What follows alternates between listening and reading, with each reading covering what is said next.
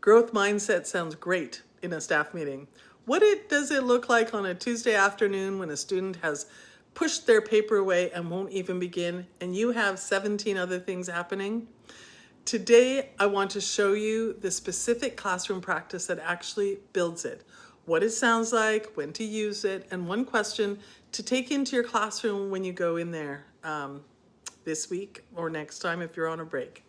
So in the takeaway video, which is the first video in this 3-part mini-series, we looked at what learned helplessness is.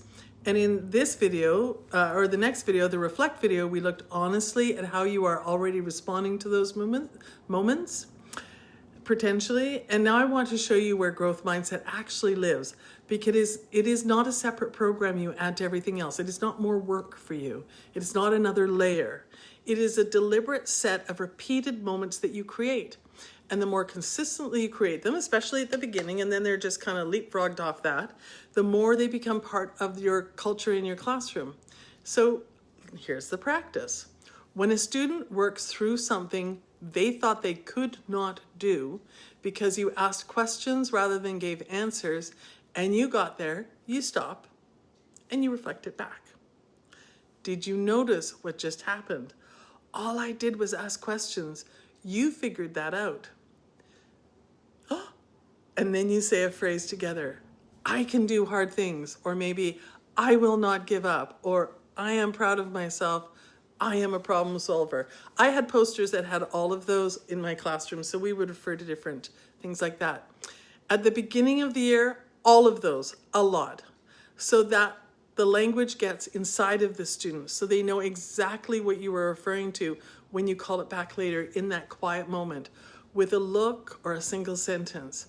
Over time, more selectively, not all for every time, because over time that just loses its power. They tune it out. It becomes tone deaf. We all do that, right?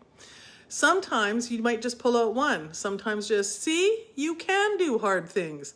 Other times it might sound, how does that feel? So they can connect with the pride inside of them, knowing that it's worth it hiking up that mountain. That last question is worth more than it sounds. A student who has just pushed through something hard and being asked how it feels is building something they will carry long after they leave your classroom. You're literally rewiring their mindset. These phrases are not motivational posters that you post on your wall, although mine were posters that were on my wall, but I used them.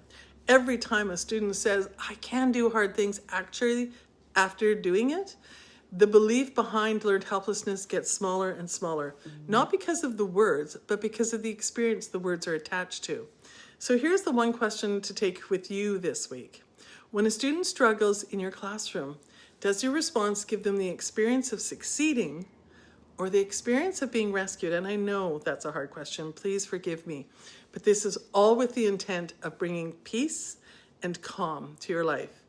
So that is the shift, and it builds over time in ways that you will not always be able to measure, but you will absolutely be able to see. So this mini-series has covered the what, the reflection, and the practice.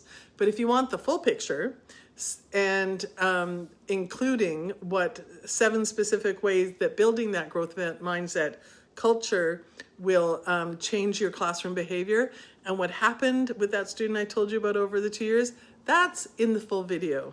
That is where my little listicle of 7 points lives, and it's worth watching. I will link it in the description and in the pinned comment, and you might find it on the screen right about now. Bye for now.